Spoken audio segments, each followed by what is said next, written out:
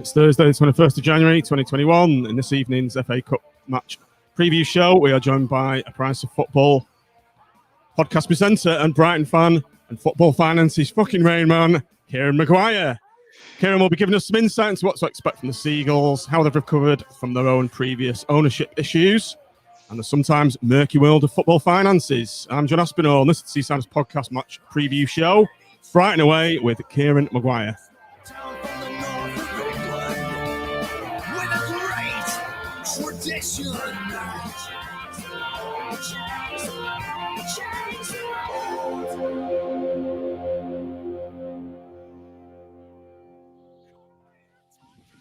Good evening, everybody. Welcome to the stream. Welcome to the podcast. Welcome to the match preview show with our extra special guest, Mr. Kieran Maguire. Kieran's joined by Tim and Nick as ever. Nick, you want to unmute your mic just to start with?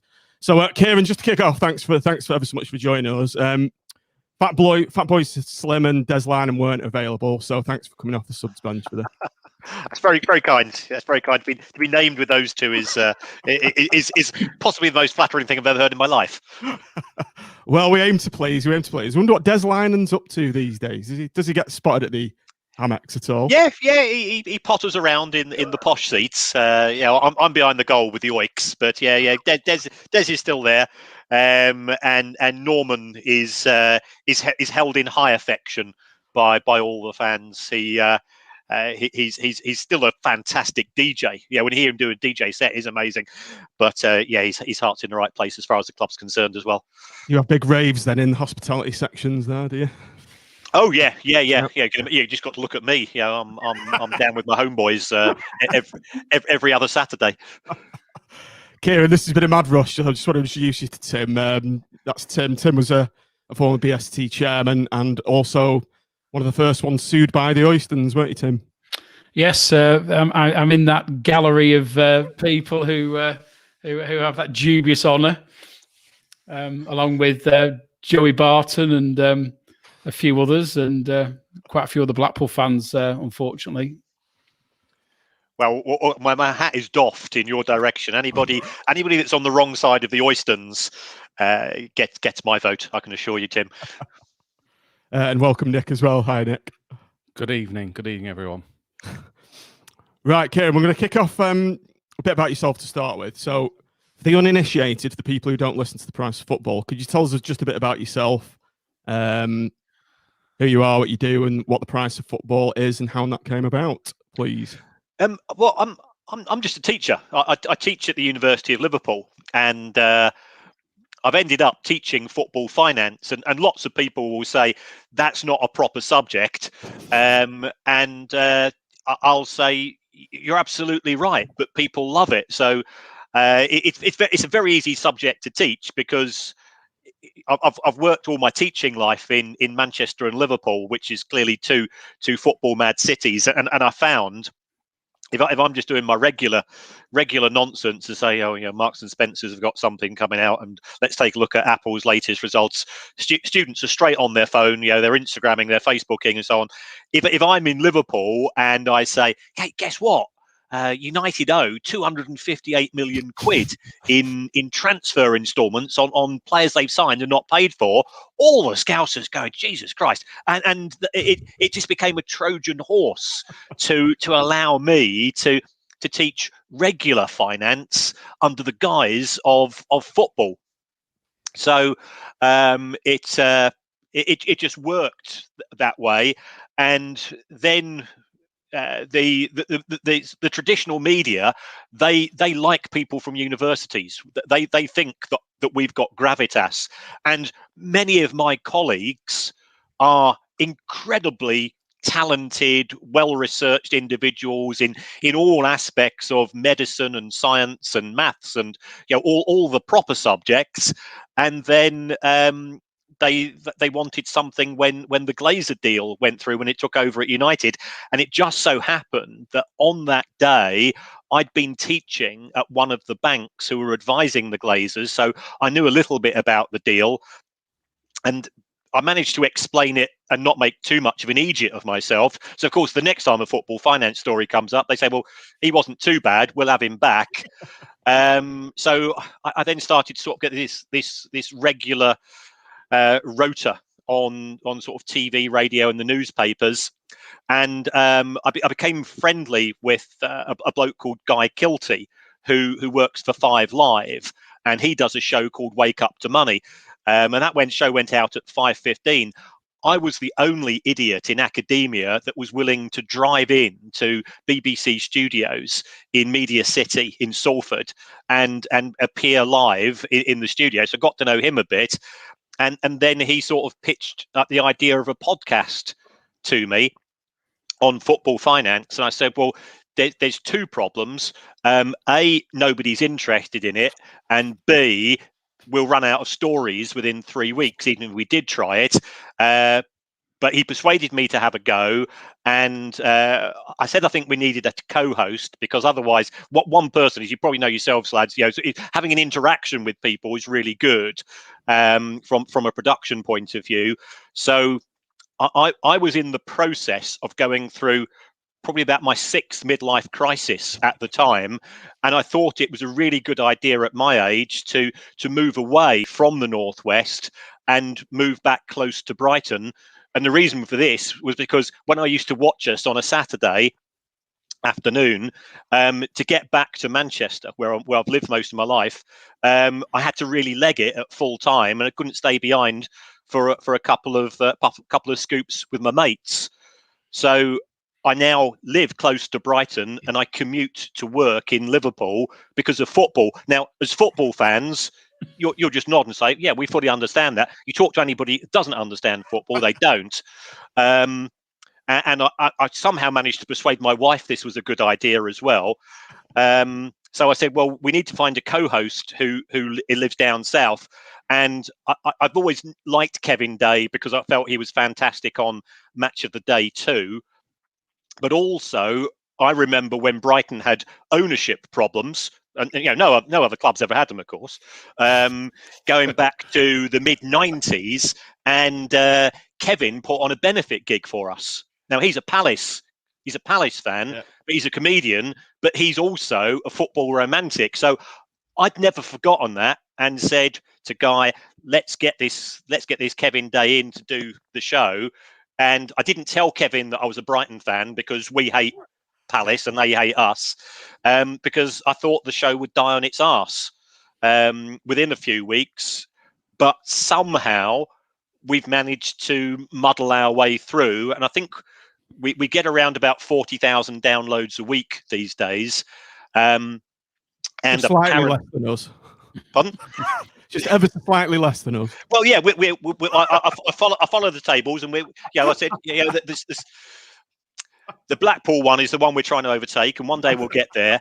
And for some reason, a lot of people in the football industry itself listen to the show. So we now get phone calls and emails and so on after the show to say, thanks for bringing this issue. Do we have the right to reply to this, and so on? Which we're amazed by, because we're just 2 old blokes who like taking the mickey out of each other. And I am, as Kevin reminds the audience on a regular basis, I am the world's dullest man. I'm a chartered accountant. I'm teetotal. I collect Panini cards at the age of almost 60. And I've got a spreadsheet for every football club in the EFL and the Premier League and Scotland. So, why on earth it's a success, I don't know. But it's surpassed our expectations. So, as I said on the intro, Kieran, football finance is effing Rain Man. Now, that was your Twitter bio for a while. It used to make me laugh when I saw that. Where does that come from? A title bestowed on you by someone else, I'll wager. Yes. I mean, I do a blog, like most dweebs do, and I used to do summaries of club accounts. And then when the Berry problems arose, I ended up writing a fairly in-depth article for one of the newspapers, which resulted in one club owner threatening to sue for upsetting his staff, which I felt was a bit rich, given that the way he was running the club wasn't perfect. But I didn't say there was any problems with the club. It just said, these are some of the things you ought to look out for if you are concerned. I'd spotted some unusual behaviour in the accounts of another club. So I just put these stuff out on social media, and sometimes people pick up on them, and the vast majority you get no response. And a club owner took huge offence at this, and a journalist phoned me up, and he says he's just called you Football Finance's effing Rain Man because that's all you do. And I said, well, it's all I do. I am. Who was this, Kieran? I took it as a compliment. Can you name names? Can you spill the beans? After the show, boys. After the show. Okay, right, fair enough. We don't want to go down that path, do we, Tim? Well, once bitten, twice shy, I think's the mantra. Right, Kieran. So, how long have you supported Brighton? Why are you a Brighton fan? As you've said, you're from London, are you? Yeah, I was born in London. My old man wasn't interested in football, and he had jobs with the airlines, and then he got a job with American Express, and they set up their European headquarters in Brighton in 1973. So we moved from. I was living in Chelmsford, so I used to go and watch Chelmsford City, who were in the Southern League in those days. I used to go and watch them as a kid, and then moving to Brighton, it was at a time when we just had Brian Clough as manager, with Peter Taylor as manager, Alan Mullery. They were getting crowds of 25 to 30,000 in the old Division 3, i.e. the equivalent of League One. So I used to go and watch them, and that was it. You know what it's like. Once you've got the bug, once you've fallen in love, it's not like with women. You can't fall out of love with your football club. So that was it. But I went to university in Manchester, mainly to watch football and listen to music, because that really is my life. I've got nothing really outside of that, and I still was watching Brighton, and it's just stuck ever since. It will do. You know what it's like as a Blackpool fan. If you end up working abroad at some point in life, or if you move wherever you go, it's still the Seasiders for you. It's still that first love. It will still be that last love. You will have your love of Blackpool Football Club till the day you die, and rightly so. Kieran, you mentioned in your intro about yourself and Kevin Day and this rivalry between Palace and Brighton. John and I were speaking just while we were waiting for you to join us, and I vaguely remember on that Palace show that was on one of Netflix or whatever, that there was an explanation behind it, but it seemed a bit convoluted. Can you explain it to us? Because it seemed, but it doesn't alter. You're not that close, are you? So it seems a bit strange to us. We hate Preston, but they're only like 10 miles down the road. So I'd be interested to hear about that. Yeah. 1975-76 FA Cup second round. Brighton get drawn against Crystal Palace. Before that, they were just another London club. We didn't really have a proper rival as such. First match was a 0-0 draw. Of course, we had replays in those days, and no such things as penalties. Second match was a 1-1 draw, so it went to a second replay at Stamford Bridge. And I think it was about 40,000 people there. I was 14, and so there was a bit of bad blood between the two managers, because Alan Mullery and Terry Venables didn't get on, because Terry Venables was the golden boy of English football, and I think Alan Mullery felt he was not perhaps getting the attention he warranted for his achievements. So about 15-20 minutes before the end of the match, we get a penalty. Our captain goes up, sticks the ball in the back of the net. The referee disallows the goal for encroachment by a Palace defender, which is technically the right thing to do, but of course you wouldn't. It's a very petty thing to do. Retook the penalty. The Palace keeper saved it, They went down the other end, scored, they won 1-0, and Mullery did his nut. So at the end of the match, he went storming up to the Palace fans who were behind one of the goals, having an absolute, celebrating. And he took the small change out of his pocket and threw it at the Palace fans, and had to be walked away. If you look at the pictures, you'll find some old pictures of it. He was escorted away by the coppers for inciting the Palace fans. And of course, as fans of Brighton, we felt we had to defend the club after the match by having an enormous punch-up with Palace. And since then, every time we've played them, it's been World War III, and it's really crazy because Brighton is quite a genteel, cosmopolitan city, and now twice a year we turn into foaming at the mouth lunatics because we're playing Crystal Palace, and we should know better and we should grow up, but for those, you can't do it. It's football. No. And at the same time, we get on really well with Palace because we've got a joint charity, which because one of our fans died in 9/11, and we set up a charity with Palace, and we've got an annual golf game and an annual match against them, and their ex-players turn up and our ex-players turn up. So there's lots of close relations between the fans, but for twice a year we hold it, but yeah, I hate them. I want them to lose every single match. I want Wilfried Zaha to be in the Sunday tabloids, found in bed with a goat in a vat of custard, something like that. That would absolutely make my year. But that's football. You understand? It's the same with you and Preston. Who was your rivals before that then, or did you not have any?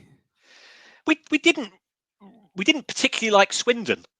Mainly because before we went into 4 divisions, we used to be in Division 3 South for ages, as was Swindon, and we played them more than anybody else. But there's no clubs around you. That's the problem, isn't it? It's not like the Northwest. You're miles away from the nearest club. And there's lots of talk about South Coast derbies. But we've got no interest in Portsmouth hate Southampton and vice versa. Right, yeah. But, that is a really tasty game if that's the type of thing that you like. Bournemouth are so inoffensive that you can't get angry. Millwall hate Palace. Charlton hate Palace. Palace, well, nobody likes Palace, but Palace hate us more than anybody else. Even though. Millwall and Charlton hate them. Eastbourne Borough now. Eastbourne's managed to get about 3 football clubs. That's Eastbourne Town and Eastbourne Borough. It's absolutely bonkers. Ironically, we're those in the FA Cup this year, and we knocked them out. So yes, right. I think you commented on it actually, didn't you, Kieran? Because we effectively gave up our expenses for the game, and last podcast I listened to. I think you were kind enough to make reference to it. Well, I don't think it's a case of being kind. Unfortunately, in the show, we have to, or we end up discussing a lot of bad news stories because the governance, the ownership ethos in the game, and the activities of some of the people. Some of the people who are the suits, the players in the main that do things right. And the fans tend to do the things right. But there's lots of stories in terms of ownership. And I just thought it was, given that Blackpool's finances won't be great as a result of the pandemic, to do something of that nature. What a fantastic show of solidarity with a club that is genuinely struggling because it doesn't get the solidarity payments or the distribution payments that clubs in the EF do.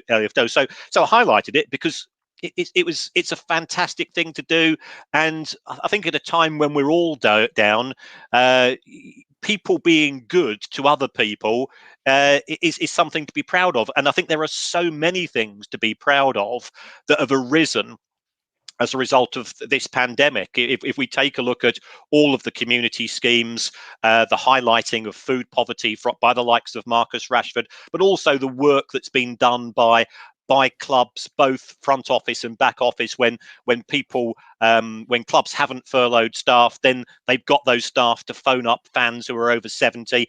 And I can tell you, it genuinely makes a huge difference. I know one or two guys that have got those calls from the clubs, and they've just said, it uplifted me. It really made a difference to my life. So I'm proud to be a football fan. And I think we get an awful lot of bad press because it's convenient to do so. The way that we are treated as second-class citizens in our national game. If I go to a rugby ground, I can get a pint and go and sit down or stand up. Not that I drink, but a pint of lemonade. If I try to do the same at a football ground, I'm viewed as a thug. The authorities don't trust me, and things of this nature. And we've all been teenagers, but most of us were decent teenagers anyway. And the majority of people who go to football have got no inclination to misbehave. It's an emotional game, and that's good. It's the most wonderful experience of my life, with the exception of meeting my wife and marrying her, of course. Oh, you had to say that, yeah. I had to say that because she's looking, she's looking through the door. But I can't understand why we as fans get such a bad press. There is this very prejudiced approach to what is ultimately a working class sport and an event which brings people in an individual town or city together on a regular basis to give them memories that they'll cherish for the rest of life. I've always said that if I had to list the top 10 moments of my life, 6 of them would involve Brighton Hove Albion, and that's not and the wife squeezes in, but I'm not saying where she is in the 10. Best not. Yeah. Don't want domestic violence cases in Sussex being reported overnight, do we? My sister always said, Kieran, at the playoff final when we got to the Premier League in 2010, she's married and 2 kids, and she said to me, obviously her husband wasn't there, she said, "This is the best moment of my life," and yes, that includes getting married and having kids. So I was like, that's my sister. Yeah, because it was a moment, wasn't it? That final whistle went. Yeah. Whereas the wedding was a day of sheer joy and exhilaration, but this was a one millisecond that you will never forget. Yeah. So one of the Blackpool reference I have picked up on the Price of Football was the story about you owning a nightclub called Frenchies in Blackpool. It pops up quite a bit on the pod.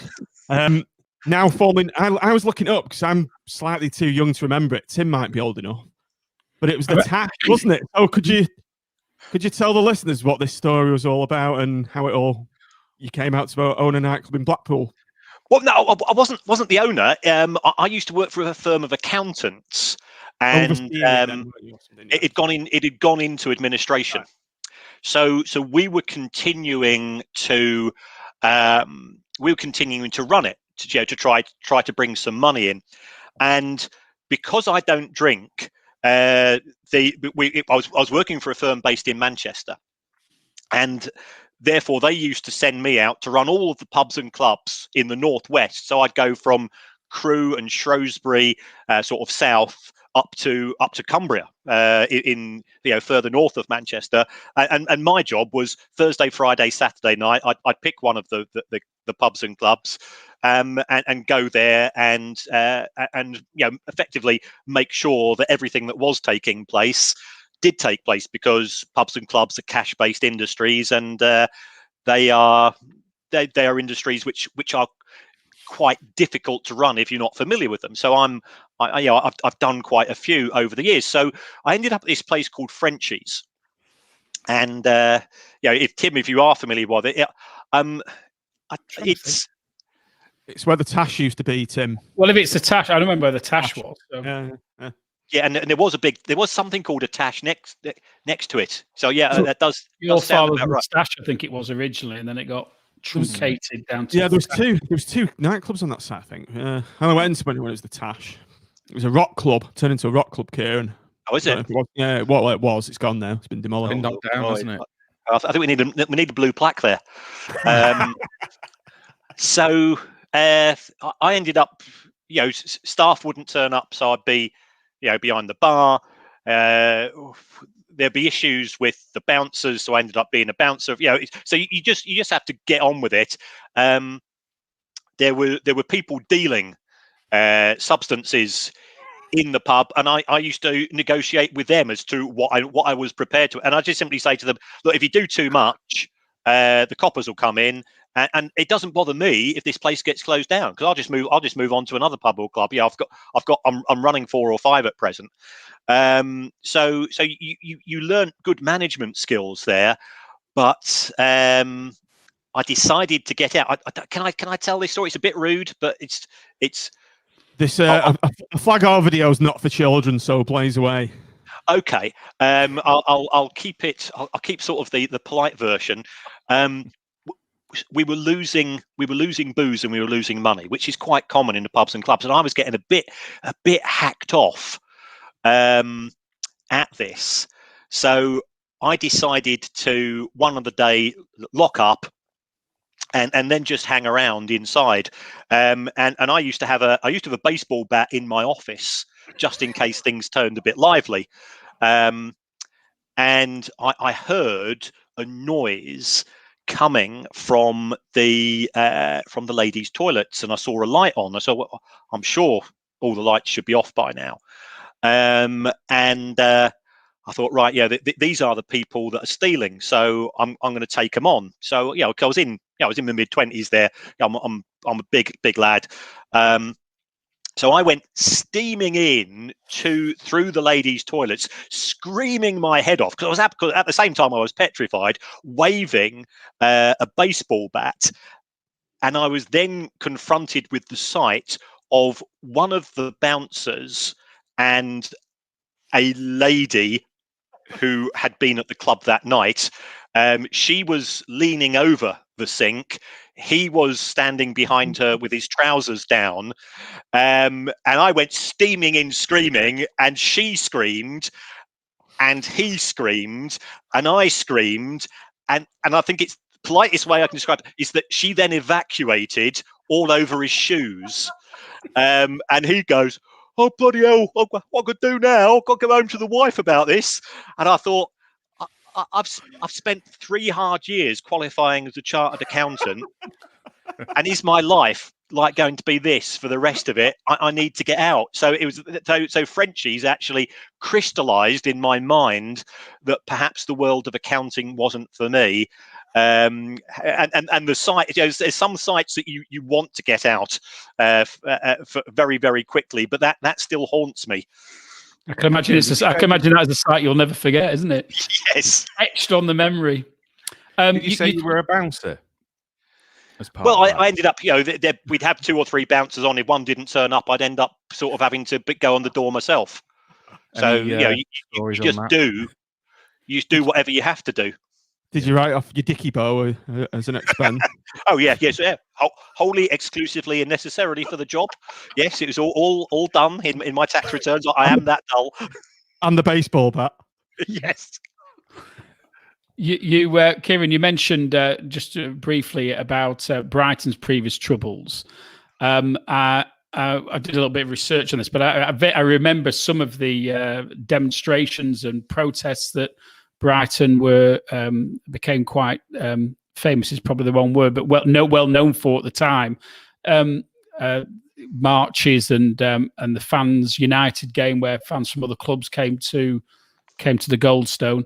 Were you involved in any of that protest movement, or with you living in the Northwest, did that sort of pass you by a bit? No, it didn't pass me by. The reason why was Brighton was sold for £56.25 to a guy called Bill Archer, who lived in Mellor in Lancashire. So it wasn't actually that far away. So I remember when I think we were playing Preston or somebody like that, or Blackburn, and before the match we marched round to Bill Archer's house, and he'd gone away for the weekend and he told the police we were turning up.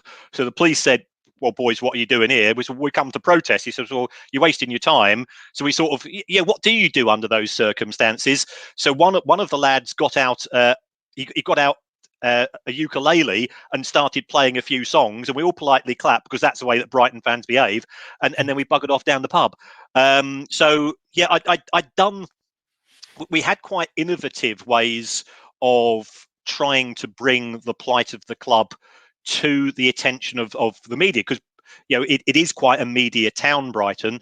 If initially for one match when we were leaving the Goldstone, or year before we were supposed to leave the Goldstone, we invaded the pitch and we pulled down the crossbar and got the match abandoned, and that got us lots of negative publicity. And I was at that match. So we decided to try to do a few media savvy things. So we set up a political party called the Seagull Party, and that won a local election, went for a council election. So that gave us some notice and some credibility. We went to John Prescott's house because he was Secretary of State, and we were playing Hull on the 14th of February. So we delivered him a 6-foot high Valentine's card signed by thousands of Brighton fans. It was stunts, and it was things of this nature. We had a single in the charts. I might have found out the name I did know the name, the address and phone number of our former owner, and somebody might have put them into a transvestite contact magazine. It's just the type of stuff that you have to do under the circumstances, and yes, it's wrong, and it was nothing personal, but this person was stealing something to me which was precious, and I know what you've gone through as Blackpool fans, and those of you that have had to make the ultimate sacrifice of the Not a Penny More campaign. And I got to know some of the guys from the Tangerine Knights through that, because we played at Blackpool, and we put the money in the buckets and so on.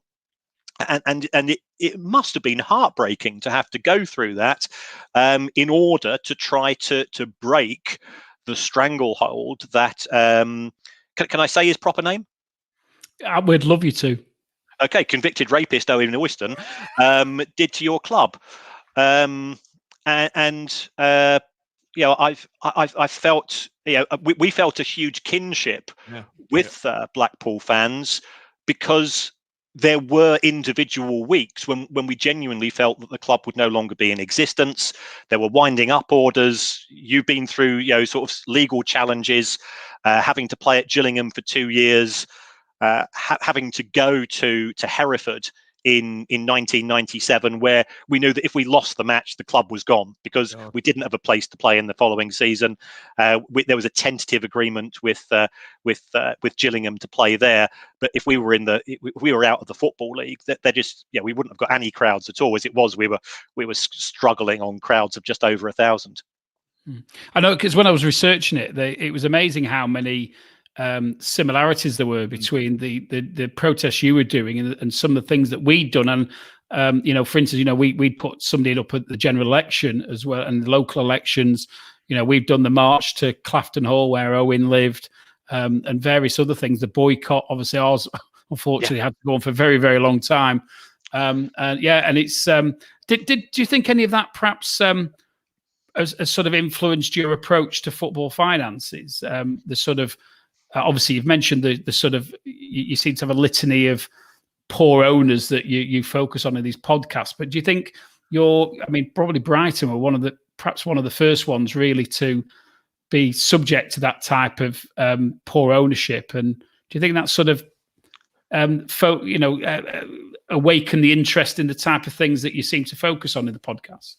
I don't think it's consciously. I mean, both Kevin and I have this very romantic notion of a football club being the modern day cathedral of a town or city. It's where we come to gather. It's where we come to socialize, and therefore a football ground and a football club it should be a protected organization. So the stories we just I either get sent them now by fans, or I scour the newspapers. I have I get 150 emails a day on football finance topics through scraping the internet, and a lot of them are the sadder stories. It is, as soon as you see the word property developer and football club, alarm bells start to ring, and then you get in touch with fan bases and things of that nature. So we've said, both Kevin and I, that in an ideal world, the show, which started off as one show, 20 minutes a week, and was supposed to last 3 weeks, it was sort of a protest about Bury. That was the original intention, and we said, well, we'll keep going if there's stories. We're now doing 2 stories, which we now do 2 shows a week for an hour, and I'll be honest, we could fill another hour of material and do a third one if our wives would let us, but they are the producers ultimately. Those are the editors. So we want there to be more good news stories, but I've been involved with something to do with Bury today, and it's a really tragic story that not only has Bury as a town lost its football club, and I'm sure you've been there as away fans. I certainly have. I remember buying a seat when they were in danger of going into administration in about 2003. There's so many sad things. The club has lost its identity under its present owner, but the worst thing is the one thing which I've always loved about football is it does bring it together, bring people together, is that the Bury fan base has been split in two. And there's this horrendous infighting between the people who want to return to Gig Lane under any circumstances, and the other group of fans who've said it's time to move on. They've set up a Phoenix club, and the 2 sets of individuals are clearly not getting on very well. So things like that are sad. What's happened at Sunderland, ongoing issues at Newcastle, the Wigan story, which is horrendous. Bolton. Bolton was. Do you guys? Is there dislike from Bolton? Does your dislike go that far? Unfortunately, there is history with Bolton, because the first ever fan to be murdered in the football ground was a Blackpool fan murdered by a Bolton fan. Good grief! And so there's a bit of bad blood there, to say the least. Yeah, right. I was monitoring the Bolton story, and all that I am, I hate people say that I'm Rain Man, I'm an expert. I'm not. I'm just a football fan with a calculator, with a big calculator, admittedly. So I was doing quite a bit of the analysis of what was in the public domain in relation to Bolton, and loans being taken out at 25% interest rates. The owner saying, This is Ken Anderson. Yeah. Anderson. Yeah. He said, I've not taken a penny out of the club as a salary. He hadn't, but he had taken 600 grand out as a consultant, and then he was playing his son as a consultant. And then, my name was coming up in his program notes. I'm going, and that makes you feel a little bit uneasy, because some fans at that stage were still believing Ken Anderson, because he's silver-tongued himself. He's got the gift of the gab, and things started to get a little bit unpleasant. But fortunately, I think the vast majority of fans saw through him. But even so, getting him out of the club was a painful business and an expensive business for Bolton Wanderers, because jobs have been lost and creditors haven't been paid. We actually had obviously the backstory of that horrendous incident in the 70s has caused a bit of issue. But that said, we have had some good dealings with Bolton and Bolton's Trust, and we've had a Northwest fans group that's got together on regular occasions to sort of share experiences about how to deal with things. But we had the same problem that Bury, you referenced Bury having. I was aware of this Phoenix club being set up when we had our boycott, because we had fans who wanted to carry on going in the ground, whatever the circumstances, and then those who felt that the only way to deal with it, including all of us, was to boycott and starve them of money. And it's fair to say that there was a lot of division at the time. I think we've all been quite pleasantly surprised about how it has healed, because there was concerns that it might not. But I think it has. But it's a tragic situation when the fan base gets split in the way that it did with us, and it seems it is now with Bury.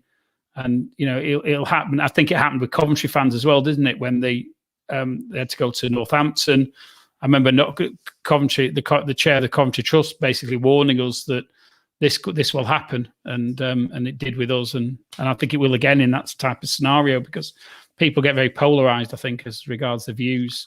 It's obviously an issue close to the heart, whichever side of the argument you're on.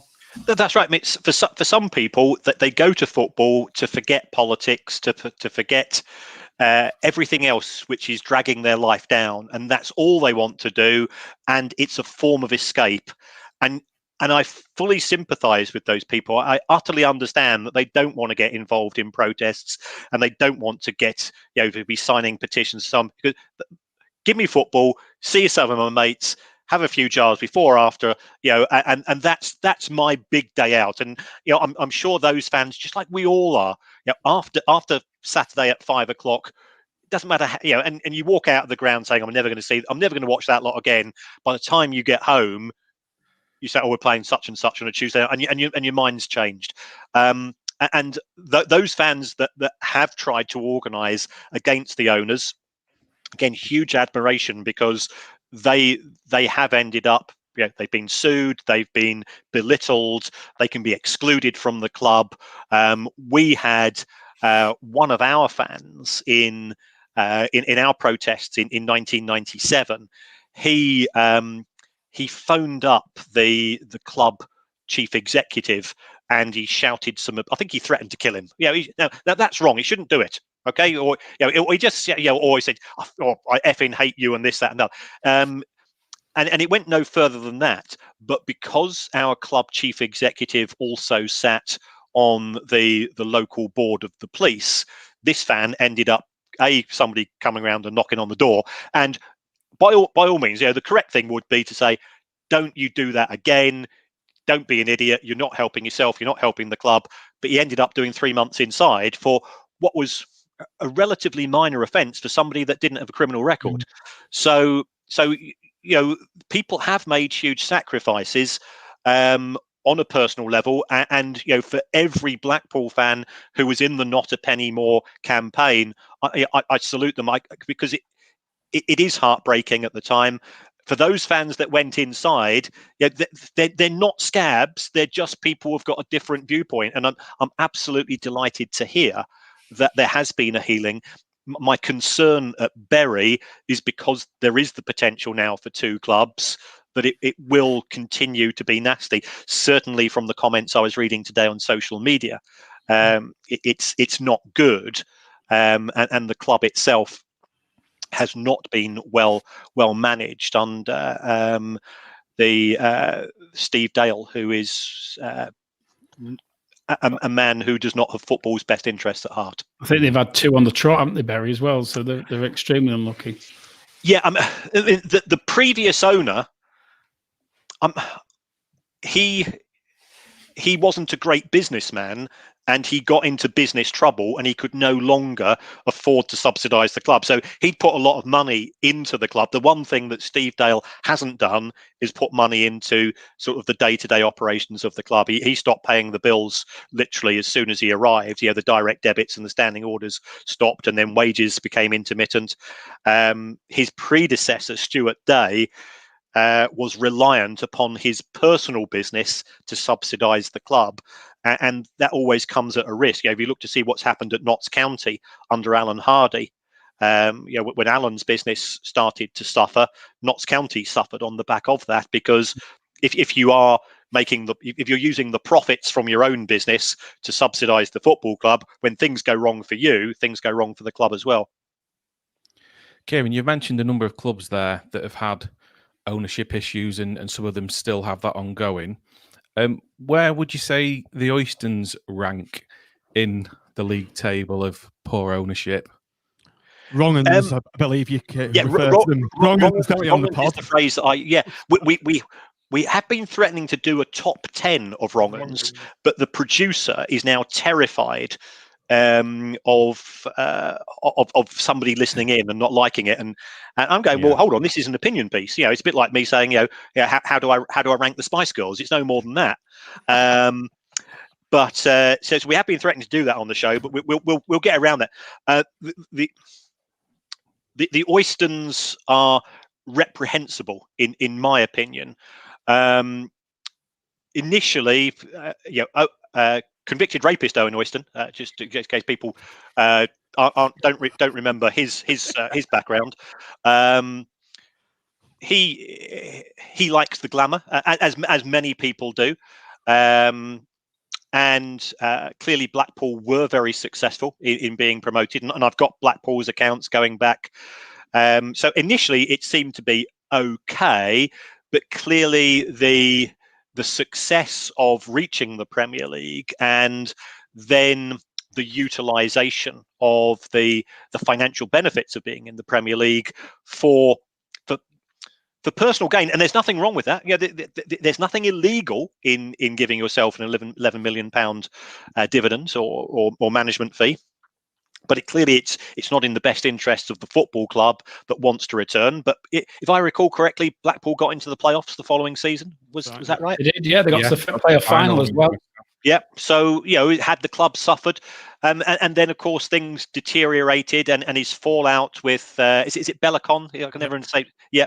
His fallout with Bellicon revealed that the running of the club was in the best interests of people other than Blackpool Football Club fans, and the club as a living, breathing entity, and that's how I see a football club. It's not a company. It is this incredible organism which is representative of the town and the city and the values and the people therein. And it was treated very poorly. And all owners will fall out with fans. At some point. I work in the city of Liverpool. I teach at the University of Liverpool. There are Liverpool fans who are grumbling at their owners at present. Liverpool have just won the Champions League and they were sensational in winning the Premier League, but because they didn't spend £100 million on transfers last summer, all of a sudden they've turned into pantomime villains. So you're always going to fall out, and I think you have to. I think you have to accept that as part of the job, and the best way to deal with that is to be open and engage and be transparent. And those were the characteristics that we were not seeing from the people in charge. And clearly there was an ongoing dispute between Bellicon and the Oysters, which has now been resolved for the benefit of the fans. I think you are probably the biggest winners to a certain extent of that fallout, because you now have a club that you can call your own and that you can feel is part of you once again. It was quite interesting because we obviously spent 16 days in London in the High Court case where everything that went on got completely unravelled and is documented for history. And you had all these Blackpool fans who almost became like pseudo lawyers, who all of a sudden knew all about Section 459 petitions and everything about dividends and these loans, and it was an incredible, in some respects, an incredible experience, and not one that I think we'd want to go through again, but it's most certainly an experience most of us will never forget. So. And when people like yourself do highlight things, it always we had the same thing as you did in trying to keep our issue topical, because the problem is, particularly when you drop down the leagues, you can't keep doing the same thing, and you have to keep trying to reinvent yourself and come up with something that's topical and new. And the Tangerine Knights, who you've mentioned, were very, very good at that, at coming up with stunts that brought us in. Just before the receiver came in, we had he wasn't actually one of the Tangerine Knights, but we had the guy who climbed on top of the Arsenal bus and delayed the Arsenal team getting to the stadium. But it was all over Sky Sports, him sat on the top of this bus in Preston. And, it doesn't just happen. It was researched where they were going to be. They stayed out of Blackpool to avoid stuff like that. And we did some incredible stuff. there's a good. I keep saying there's a good book to be written on what happened to Blackpool one day. Yeah, and I think it deserves to be written as well, because we have short memories as football fans, and to have something that of that nature, which without sounding too romantic and teary-eyed, that can be handed down, to say, this is our club, this is Blackpool Football Club, and this is what people did through their love of the club to allow you to go and watch it today, I think is essential, because we've a proportion of the Brighton fan base who weren't going to Gillingham, who weren't being involved in our campaign, and fully understand either they weren't born then, or I'll go and watch Chelsea. I'll go and watch. For me, I couldn't do it. For me, it's like losing a limb. But I can see the viewpoint of other people, because I'm not a better fan because I've been to 117 grounds watching Brighton. I'm just a dweeb. I know where I am in sort of the fan organisation, and there are people that go to twice as many games as I do. We're all different, and we're all prepared to give a different level of sacrifice. But I think something that documents the level of sacrifice and all of the organisation and all of the love that went into, because that's why people did. They did those things because they love Blackpool Football Club. I think that'll be a fantastic effort. I mean, I've got some books here from a Bury fan who's sort of done sort of something similar over sort of the history of Bury in 10, 15 years ago, and it's not going to sell thousands of copies, but if I was a fan, I'd buy one, because I'd be reading through chapters. Oh yeah, I was at that match. I remember that, and those unique memories that football can give you. And it's not the football itself. A lot of the time, you'll remember the match because I remember going to Plymouth away, and one of our fans it was an April match. We'd arrived in Plymouth early, been down the pub. I remember one of the lads was pretty blottoed, and we got to the ground and he fell asleep on the terraces, and the police kicked him out. So we went back to the train station again. He was completely bladdered, got on the train, fell asleep, and woke up at Land's End instead of going back to Brighton.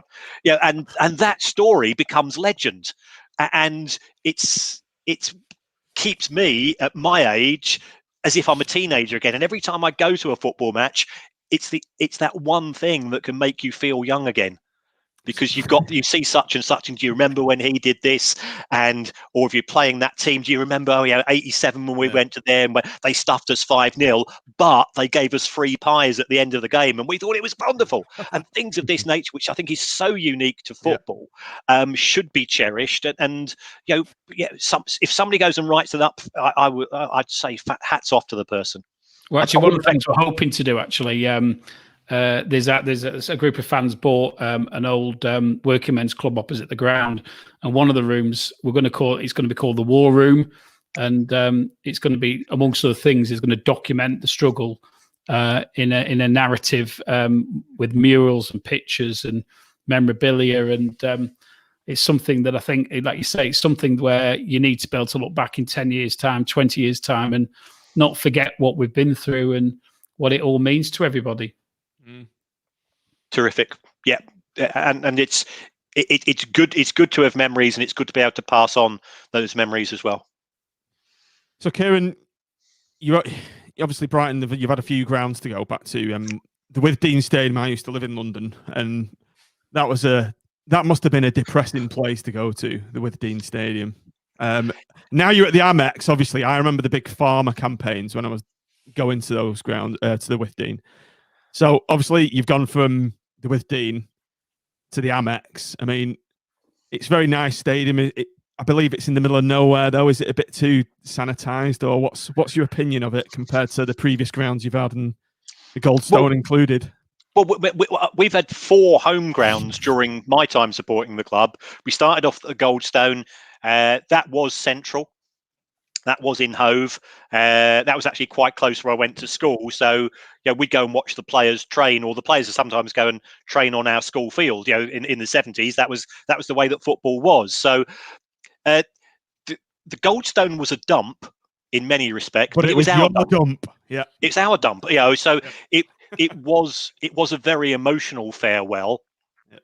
Then 2 years at Gillingham, which were awful. I mean, the football was awful, and the travel was. I think I only went once because my kids had just been born. I only went once in 2 years because going from Manchester to Gillingham. Gillingham's a horrible place to go to 365 days a year. But when you've got a young family, it's just not really. Then we moved back into Brighton itself at Withdean. And did you ever go there as a away fan? Miles away from the action. It's awful view, awful. Oh, terrible. I mean, because it was an athletic track, and then there was, I think they had the hammer net. So you had the athletic track, and then the hammer net, and then the away stand. The away stand actually had a different postcode to the rest of the ground. It was that far away. We used to give people opera glasses when they arrived. Didn't help we got out every time we played you there as well. And it always seemed to rain. Yes. Yeah. And if you did rain, there was nowhere to hide because it was an all-seater. And it's even uncovered everywhere, even uncovered everywhere, wasn't it? Yeah. Terrible. And we are ridiculously fortunate that we had a fan who happened to be coming through as a very successful businessman in Tony Bloom, and he's put £400 million into the club. And has built Falmer and has built the amazing training facilities as well. They are state of the art, even by Premier League standards. So he's been ridiculously generous. We played Blackpool in our second ever game at Falmer at the Amex Stadium. Drew 2-2. And I think Kevin Phillips. Yes, that's right. Yeah. And that's not from research. That's from it's like. I remember that. The first time I went there, I cried. I was just overcome. I think it's a fantastic ground in the sense that the seats are big. So when you go to Old Trafford, you like that. You like a chipmunk sort of or a hamster curled up because there's so little room. So the seats are padded. We always try to put on local ales for those fans coming from elsewhere. We try to make people as welcome as possible. We allow the fans to colours in the. Is it true they changed the lighting in the away end to match? Ambient lighting, John. It's called ambient lighting. Oh, okay. Yeah. Good. Well, yeah. I've never been. You see. It's but the philosophy of the club owner is treat people like adults, and they'll behave like adults, and give them an experience, and the next time they're playing away at our place, they'll come back again. So it is a popular venue for away fans in a similar way to Blackpool in many regards. Blackpool's a weekend, isn't it? It's a weekend city, even though Frenchies is no longer there. But I think every time I get out of the train and I walk up the slope to the ground, I still go, I can't believe this is part of my life, because it has been created by the ridiculous benevolence of one man, but also from the love and devotion and commitment of all of those fans, some of whom are no longer with us. We do have sort of a remembrance area for those people that never got to see us play, who between the Goldstone and the Amex, because it took 14 years. Jesus Christ! It's almost like your protest years, isn't it? It's kind of lost years. We're like we've lost 4.5 years, and it was great for us because we're finally getting back. We're getting back in the ground, and now there's COVID's taken off, so it's quite hard to take for us at the moment. So we're just desperate to get back in. Right, I suppose we better go and talk about the game, Kieran. That's where I knew there's a reason why you got in contact. I was chatting to Tim off air, and Tim was saying, should we talk about like more football financy stuff? And I said, maybe that's for another time, because we've got plenty to get through, and we have. So we'll go on about the game now. So yeah, sure. Tell us about Brighton's season so far. Yeah, your players to look out for. Will you be fielding a full strength team? Now, I was having a quick look at your squad. The only names I recognised was Danny Welbeck and Adam Lallana and the keeper. So how do you think you're going to line up for this game, and are they taking the cup seriously? Yeah. I mean, the keeper's now been dropped The keeper's got dropped 8 games ago. He's the Australian keeper, Matty Ryan. I think we will put out a fairly strong team, because when we played at Newport 2 weeks ago, we were expecting 8 or 9 changes, and I think he made 4 or 5. So we've got Lewis Dunk at centre half, who's our captain. He has played for England, won't play for England again because. But he's got an England cap, which is more than I have, and he's a fantastic club player, very underrated as well.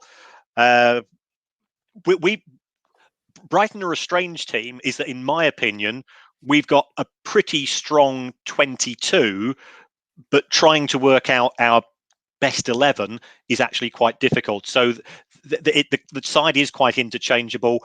The squad has actually cost 200 million quid, although half the time you watch them, you're wondering, there's a couple of zeros too many in that. So they're mainly players who we've recruited either from overseas or from the Championship. There's not many players from the Premier League, which is why you probably only recognise, say, Adam Lallana, or the injured Adam Lallana, as he's more commonly known, along with the injured Danny Welbeck. So neither will be playing this weekend, in my opinion. They've missed the last few games. Adam Lallana, when he is fit, is fantastic. You can see why he was so popular at Liverpool. He's just one of those players that's got an extra second on the ball and makes things so different. We will play a possession-based game. So the goalkeeper gets it, he'll be passing to the fullback, who'll pass to the centre back, who will pass it back to the goalkeeper. It is all sort of that type of football, and we are very good at that for 2/3 of the pitch. But in the final third, we've struggled. Yeah, we've only won 3 games this season. We've not won at the Amex in the league. We've won once in 2020 at home. So you're not at a disadvantage coming to the Amex. And the analogy that I give in terms of the way that we play football, it's a bit like going to a nightclub, probably a classier one than Frenchie's, and it pains me to say that, throwing all your best moves on the dance floor, using all your best lines, being very successful, going home with somebody, taking them upstairs, and then nothing's happening. And you're going, well, that's never happened before. But you actually know that was exactly what happened last week, and the week prior to that, and the week prior to that. It's been a year and nothing's happened. So we're a funny side. We do play attractive possession-based football, but three victories this season. We're presently 5th from bottom in the Premier League. It's a relegation scrap. Potential banana skin for you then, Kieran. Yeah. Well, we only just beat Newport. We scored as well, wasn't it? It went to penalties. Yeah, we scored in the 90th minute, and then in the 96th minute, they had a cross straight at our goalkeeper, who, for reasons best left to himself, he just put his arms out like that, surprising our centre half, who knocked the ball into the net with his knee. So we went to penalties. Newport missed their first penalty. We then proceeded to miss 3, and our goalkeeper then pulled an absolute blinder off, and we eventually got through. Goalkeeper made 4 saves. It wasn't 4 misses; it was 4 really good saves. But that's what's seen us through. So the pitch will probably be in very good condition. I can recall going to see us play at Blackpool a few years ago, where for every free kick the ball was rolling because there was no grass, and it was Jamie O'Hara scored the winner. Yes, I remember think that. Yeah, I remember that. I remember. So if I don't know what the state of the pitch is like these days, but ours is a pretty good pitch. It will be quite lush. If you do play I apologise, I don't know the style of football you're playing. If you like playing it on the deck, it will be a delight for your guys. Yeah, I'm not quite sure we're there yet on the playing on the deck, but we sort of we're in a period of transition, so we want to play 4-3-3, but perhaps haven't quite got the personnel to do it yet. So we end up swapping back to 4-4-2 quite a bit. So it's a we'll 4-4-2, Kieran. Yeah, right. Well, we play 3 at the back. We play 3 centre halves. We've got 2. We've got 1 wing back, a guy called Tariq Lamptey, who we signed from Chelsea. There you go. A question there from Rob. Yes, he is still injured, Rob. Which it's a shame because he's not going to be at Brighton in 12 months. I suspect we got him from Chelsea for £1.5 million last January, and if he goes this summer, he'll be going for 40 to 45. He looks an incredible prospect, ridiculously quick. So we got two wing backs. The other wing back will often be Dan Burn, who used to play for Wigan. Tariq Lamptey is 5'4", and Dan Burn is 6'7". So it's a really weird combination. So when the goalkeeper does go long, you can normally guess in advance as to which side he's going to be kicking at. And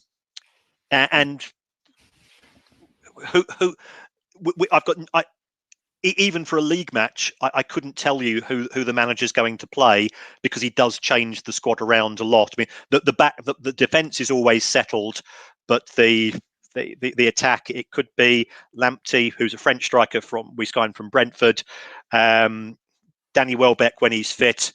Sometimes we play with a false number 9, but the trouble is our false number 9 is a false football player normally, and doesn't do very much. And as Lewis has said, I think Lamptey has been clocked as being the fastest player in the Premier League this season. He is ridiculously speedy. The trouble is he's only 20 years old, which means that his hamstrings, when you're motoring at 22.8 miles an hour, are a bit fragile. So he's missed the last 7 games due to pinging his hamstring, and that's just simply it was Speedy Gonzalez. Ironically, we've equally got a very fast player who plays right wing, and he's out with I think a hamstring injury at the moment, and for the same period. So it's obviously an occupational hazard with your whoever's doing the road run a bit. Yes. Kieran, being a numbers man, got quite an interesting bunch of stats here. First time we've ever played Brighton in a cup competition, and we've also played you 30 times. Right, listen to this: 10 Blackpool wins, 10 Brighton wins, and 10 draws. Wow. I know, isn't that funny? Yeah, that is. I mean, for a man who likes numbers, that's binary for me. 10, 10, 10. Yeah, I can get very giddy at the thought of that. That's like porn for you, for your yes. Sort of line of work. That's superb. Yeah. So someone else I got told to say this before we came on. And there's also another stat where it's Blackpool 3, Brighton 1. That's number of peers. Well, we do 1.5 then, I guess. We've got half. Yeah. Do you know what's happened to Brighton's other pier? Burnt down, was it? Yeah, mysteriously burnt down. Yeah. There was a campaign to restore it, and then somebody was seen in a rowing boat going to the end of the pier because part of the pier had been sheared off, and then there was these plans to restore it. Somebody was seen going in a rowing boat, and the next minute the pier went up in smoke and flames, and everybody in Brighton knows who sanctioned that particular deal. Was there an insurance policy on it, perhaps? It wasn't. All I would say that a family of people who you don't want to upset were involved, and it was in their business interests that the pier wasn't restored. It sounds similar to Fleetwood Pier, doesn't it? That's Fleetwood used to have a pier, and that went up in smoke, didn't it, Tim? Yeah, forgot about that. There's plenty of Blackpool hotels seem to go up in smoke as well. It's They're combustible on that seafront at Blackpool. Must be the sea air. Must be the sea air. It makes them very flammable. It used to be good, Fleetwood Pier. I used to like going on the arcade there as a kid. But right. So just before we close off, Kieran, what's more important to Brighton, Premier League survival or an FA Cup final, from your perspective and the club's? Okay, from my perspective, FA Cup final, because how much will you cherish finishing 15th in the Premier League?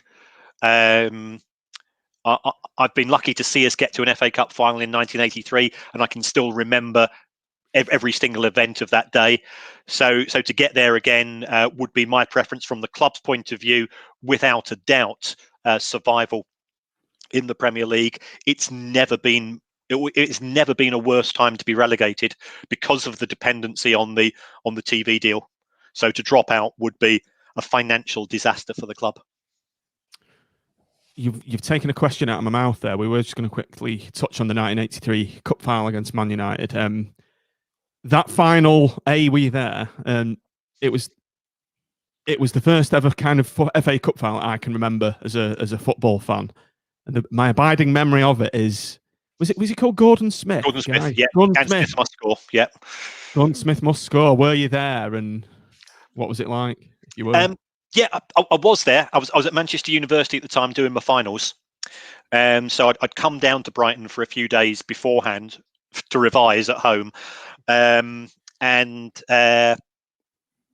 drew 2-2, and then in the last minute of extra time, our centre forward Michael Robinson, who was notorious for being very, very greedy, he burst through the Manchester United defence, drew the keeper, and we thought he's going to score, and then he passed the ball to a very surprised fellow striker, Gordon Smith, who kicked the ball, and it got stuck between Gary Bailey's legs. So that was a 2-2 draw. It's still a very memorable match, and I had exams that following week, but I stayed down in Brighton. Those days you used to get a replay, so the replay was on the Thursday night.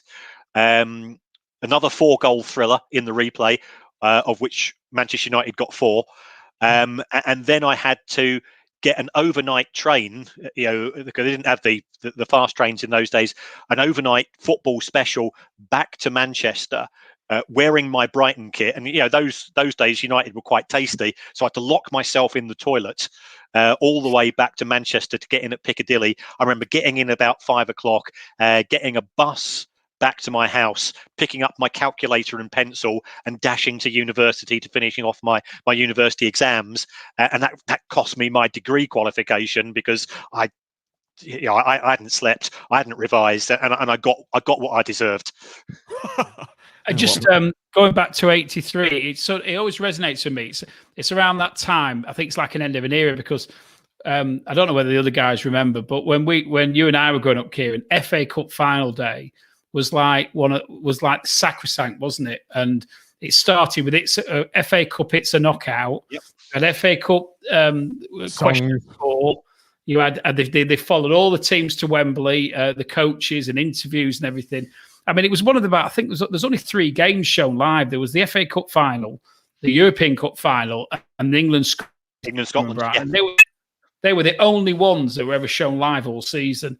Yeah. And it was around that time, I think, just after your game, that we started getting more live football, and the FA Cup seemed just to fade off a little bit.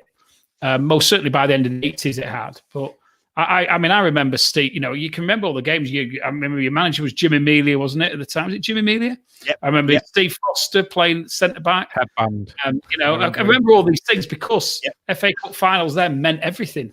Yep. I can list all the winners from the 70s until, say, the mid to late 80s of the FA Cup. I couldn't tell you who's won it in the last 5 years. Couldn't tell you last. Yeah, yes, we're all the same. The last 15, I'm the same as John. I think the 83 was probably the earliest one I can remember. And like Tim said, it started at 9:30 in the morning, and you were just glued to the telly right the way through the day. It was on, well, there was only 3 channels then, wasn't it? But it was on BBC and ITV. And it was just a massive, massive thing because there was so little football on. That was my earliest memory of that one. Steve Foster's headband. Yeah.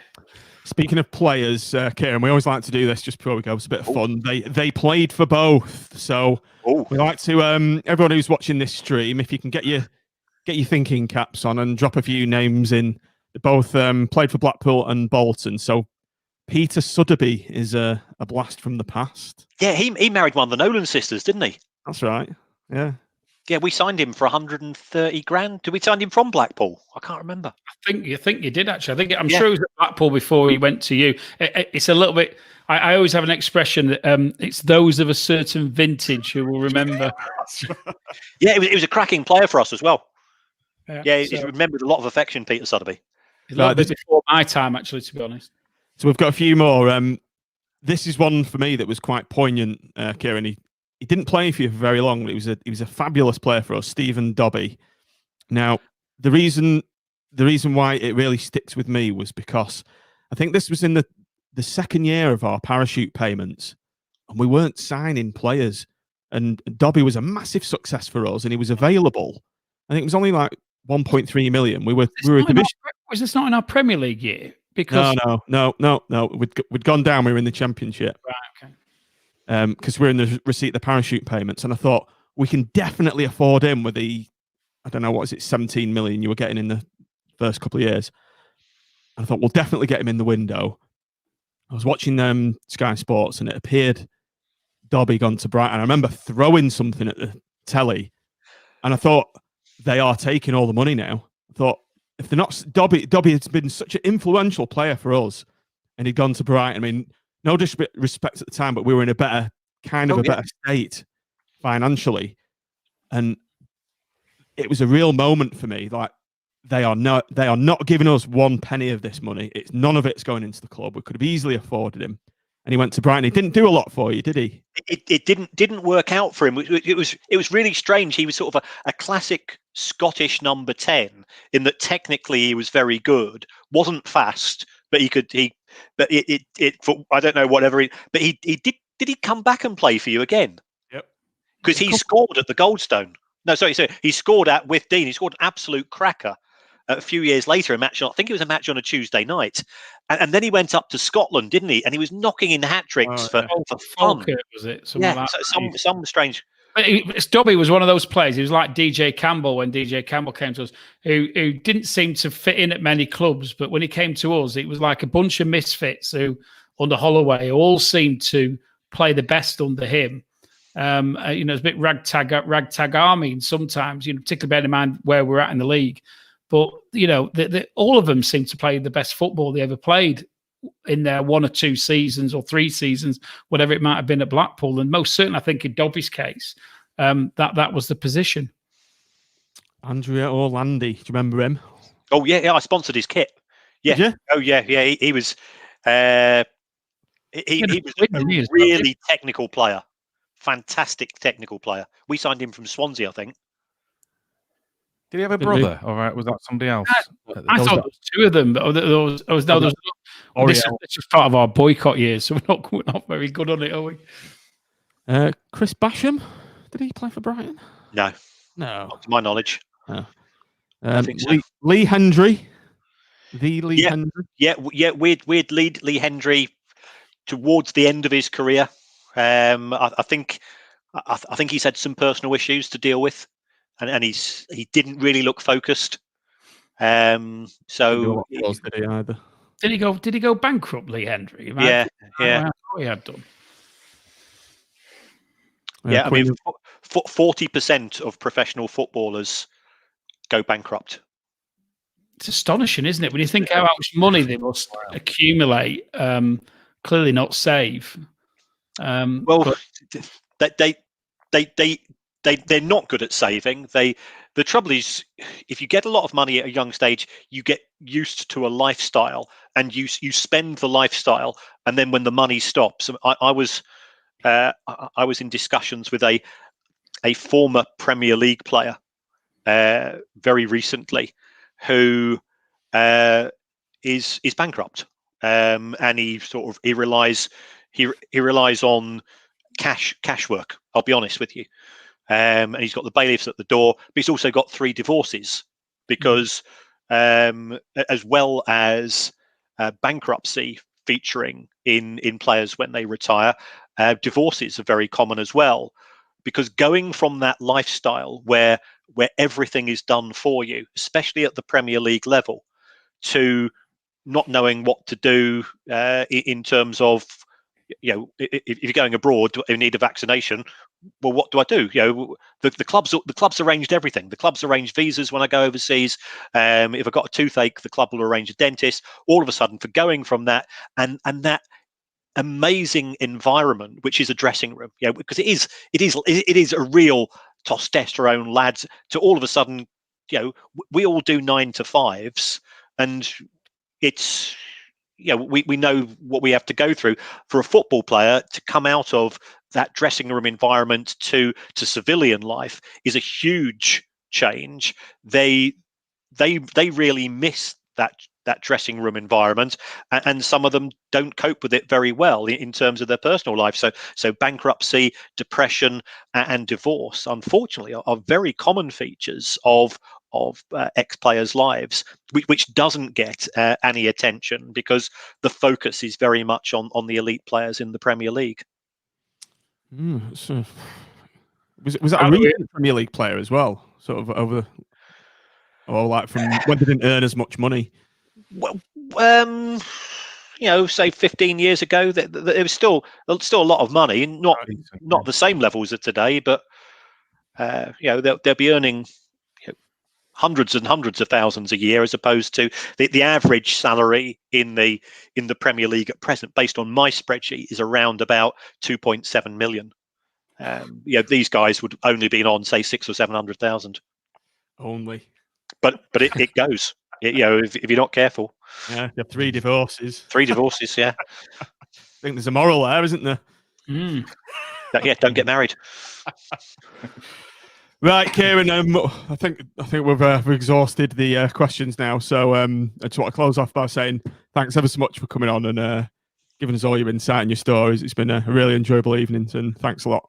Well, thanks for the invite. In this pretty depressing time of life at present, it's been an absolute pleasure to meet some new people and see smiling faces. So good luck to all of you. Stay safe, for heaven's sake, and I wish all the best for Blackpool, because we've been through it, and I wouldn't wish that upon anyone.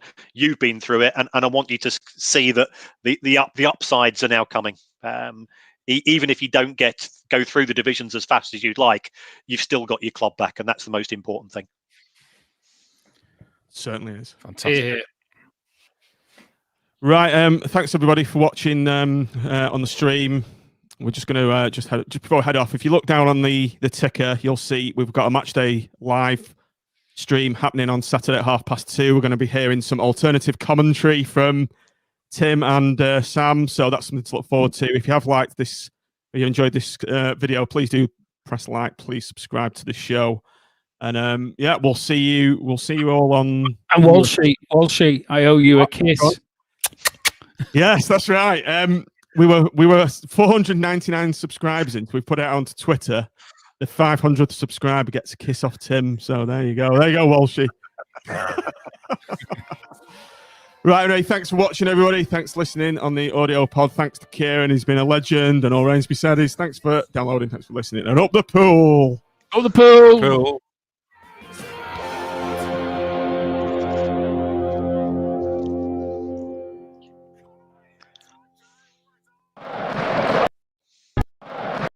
That one.